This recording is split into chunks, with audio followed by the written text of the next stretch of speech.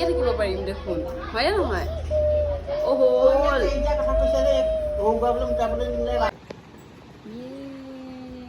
পাই গ'লো আহি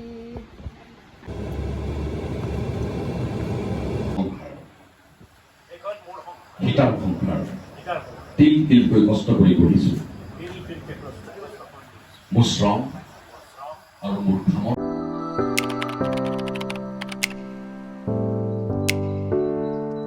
হেল্ল' এভৰিৱান কি খবৰ আপোনালোক সকলোৰে আশা কৰোঁ আপোনালোক সকলো ভালে আছে ডেইলি ব্লগৰ আজি অন্য এটা ভিডিঅ'লৈ মই আপোনালোক সকলোকে স্বাগতম জনাইছোঁ আৰু আজি সেই দিনটো আহি গ'ল য'ত আপোনালোক সকলোৱে গম পাইছে যে থিয়েটাৰৰ কাৰণে গৈ আছোঁ আৰু আজি আছে মুহূৰ্ত একচুৱেলি কালি যাম বুলি ভাবিছিলোঁ কিন্তু কালি এইকাৰণে নগ'লোঁ কাৰণ মানে আজি গ'লে মা পাপা আমি চব গৈ আছোঁ গোটেই পৰিয়াল যাতে ভালকৈ মানে অনুষ্ঠানভাগ মা পাপাও চাই আহিব পাৰিব নলবাৰীত কোনো একেবাৰে মানে কোনো ৰিলেশ্যনো নাইকিয়া য'ত থাকিব পাৰিব বা তেনেকুৱা সুবিধা নাই চ' আমি ভাবিলোঁ যে কি আজি যাওঁ অলপমান সোনকালে ওলাইছোঁ যাতে গৈ পেলাই মাহঁতো তাতে মুহূৰ্তত থাকিব পাৰে গতিকে মা পাপা মই আৰু মোৰ ফ্ৰেণ্ড আপোনালোকে দেখিয়ে আছে অলৰেডি ভিডিঅ'ত ব্লগত হিমাশ্ৰী চ' আমি একেলগে যাম এতিয়া ৰেডি হৈ গ'লোঁ আৰু আপোনালোকে কমেণ্ট ছেকশ্যনত জনায়ে আছিলে বহুতসকলে বিচাৰিছিলে যে মানে মুহূৰ্তৰ বা থিয়েটাৰৰ সকলোখিনি মানে অলপ ব্লগ বিচাৰিছিলে গতিকে আজিৰ পৰা থিয়েটাৰৰ ব্লগ ষ্টাৰ্ট হ'ব গতিকে ভিডিঅ' চাই থাকিব এতিয়া প্ৰথমে যাম মামাহঁতৰ ঘৰত তাৰপিছত হিমাশ্ৰীক লৈ যাম গতিকে সকলোখিনি বাৰু শ্বেয়াৰ কৰি থাকিম মাও ৰেডি হৈছে আৰু ইমান মানে দীঘলীয়া যাত্ৰা সেইকাৰণে বহুতখিনি বস্তু ল'ব লগা হৈছে চ' অলপমান টাইম মানে সেইখিনিতেও লাগি যায় যদিও ৰাতিপুৱা সোনকালে উঠি ৰেডি হোৱা হৈছে কিন্তু ইটোৰ পিছত সিটো বস্তু ওলাই আছে বা কিছুমান পাহৰিছোঁ নেকি সেইখিনি সকলোখিনি কৰোঁতে অলপমান সময় লাগে গতিকে এতিয়া চব ৰেডি হৈ গ'ল পাপা অলৰেডি গৈছে বেগ চেগ ভৰাই কৰি ৰেডি মাও আহিব তাৰপিছত আমি আমাৰ যাত্ৰা ষ্টাৰ্ট কৰিম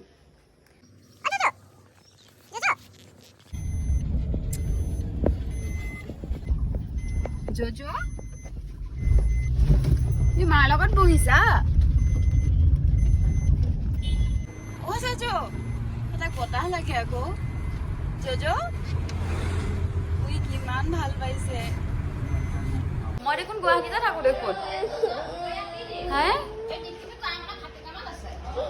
আৰু ইয়াত দেখোন মই দেখোন আহিয়ে থাকিব পাৰিম দেখোন হয়নে নহয় অ হ'ল মামাহঁতৰ ঘৰৰ পৰা ওলাই আহিলোঁ আৰু আৰম্ভ কৰিলোঁ আমাৰ যাত্ৰা আৰু এইখিনি সময়ত ভিডিঅ' কৰা নহ'ল কাৰণ সকলো ইম'চনেল হৈ গৈছিল মামী আইতা দেহা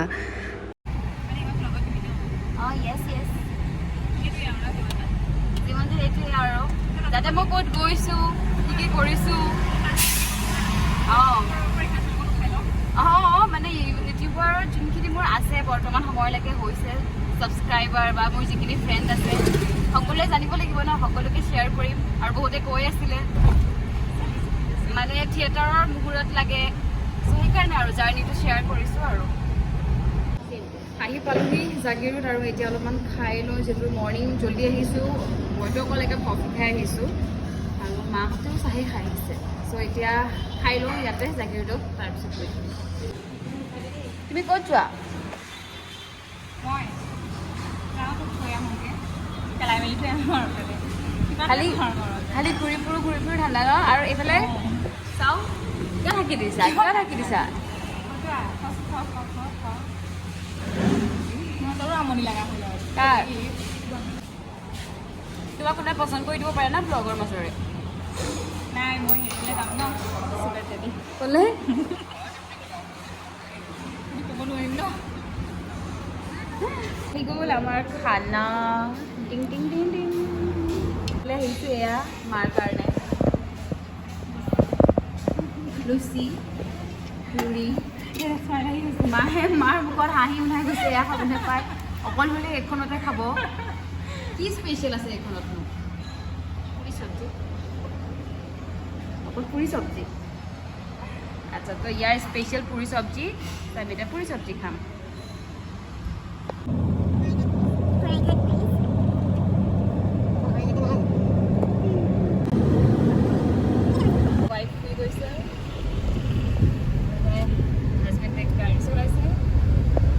গৈছে হেৰি দিম বুলি তাত দিম বুলি কথা পাতি যাম বুলি আৰু এইফালে শুই গ'ল মা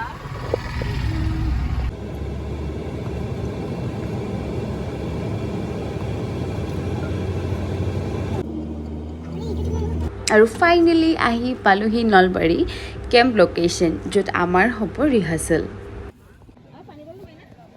অঁ এইটো পিছত লৈ ল'ম।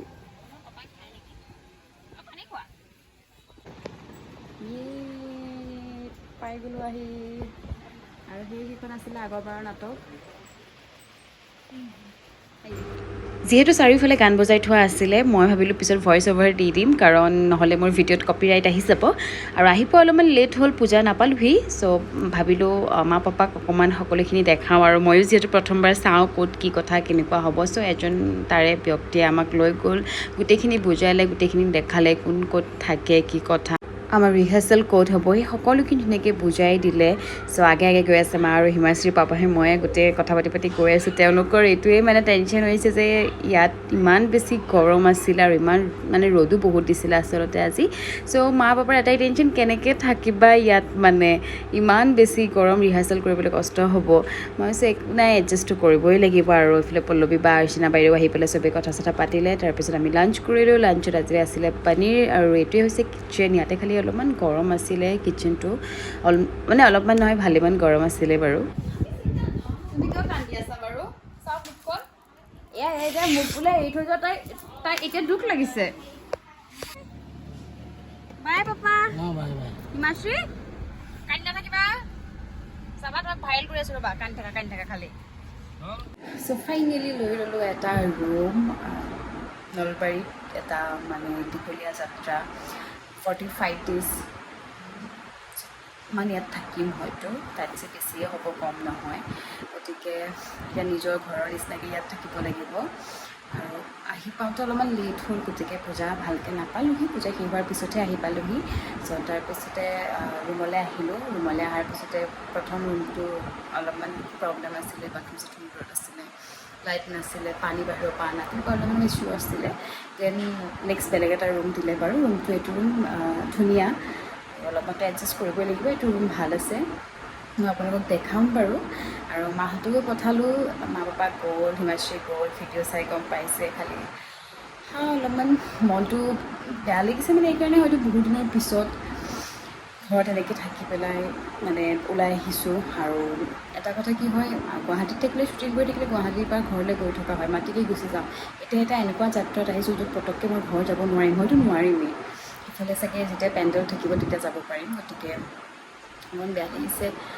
আহোঁতে মামী কান্দিছে, টিকলি কান্দিছে, দেহা যিহেতু মোৰ লগত এইবাৰ বহুত দিন থাকিলে, আৰু য'জৰি বোলে ভাত চাত খোৱাই নাই, মামাহঁতৰ ঘৰত থৈ আহিছে। গতিকে অলপমান বেয়া লাগে।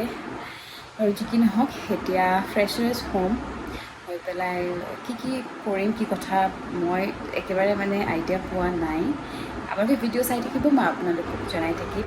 ফ্ৰেছ হৈ কৰি পেলাই আহিলোঁ কেম্পলৈ। এতিয়া ইনগ্ৰেশ্যন হ'ব, তাৰপিছত এখন নাট মেলিব। গতিকে মই যিহেতু প্ৰথম একো আইডিয়া পোৱা নাই, লাহে লাহে শিকিম, লাহে লাহে বুজিম, আৰু আপোনালোকৰ লগতে ভিডিঅ' শ্বেয়াৰ কৰি থাকিম। পৰিচালনা সমিতিৰ তৰফৰ পৰা আন্তৰিক ধন্যবাদ জনাইছোঁ। আমি আখৰা গৃহৰ দ্বাৰ উন্মোচনৰ বাবে আগবাঢ়িছোঁ।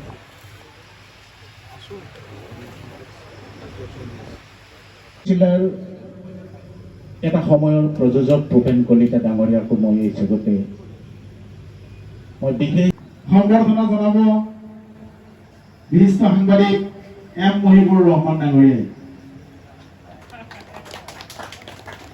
তেখেতক সম্বৰ্ধনা জনাবলৈ অনুৰোধ জনাইছোঁ। এইবাৰ আমি বিচাৰিছোঁ কিতাপখন তিল তিলকৈ কষ্ট কৰি পঢ়িছোঁ। মোৰ শ্ৰম আৰু মোৰ কামৰ মূল্য মই পাবই লাগিব। মই চাৰ্কাছৰ বাঘ নহয় যে, কোনো ৰিং মাষ্টাৰ ৰূপী সন্তানৰ ইচ্ছাত মাষ্টাৰ ৰূপী সন্তানৰ ইচ্ছাত মই চলি থাকিম। এই সংসাৰৰ প্ৰতিজন ব্যক্তিৰ উশাহ নিশাহত মোৰ ঘাম নিহিত হৈ আছে।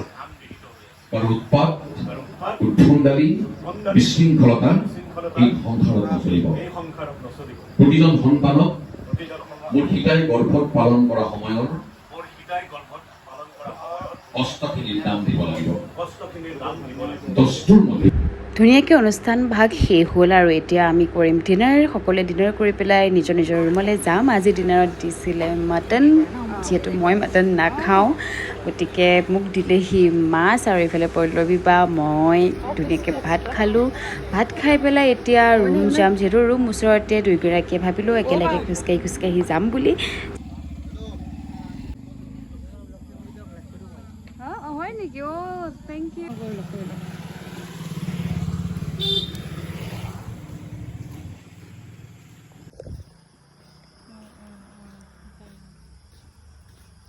আহি পালোহি ৰুম আৰু আহি পাই মানে ড্ৰেছটো চেঞ্জ কৰি লৈছোঁ। ভাবিছোঁ ভিডিঅ'টো ইমানতে শেষ কৰি দিওঁ, গোটেই দিনটো আপোনালোকৰ লগত শ্বেয়াৰ কৰিলোঁ। আৰু আজিতো মানে আৰম্ভণি হ'ল, মুহূৰ্ত হ'ল। কাইলৈৰ পৰাহে আচলতে আচল যুদ্ধ আৰম্ভ হ'ব, কাইলৈৰ পৰা ৰিহাৰ্চেল হ'ব।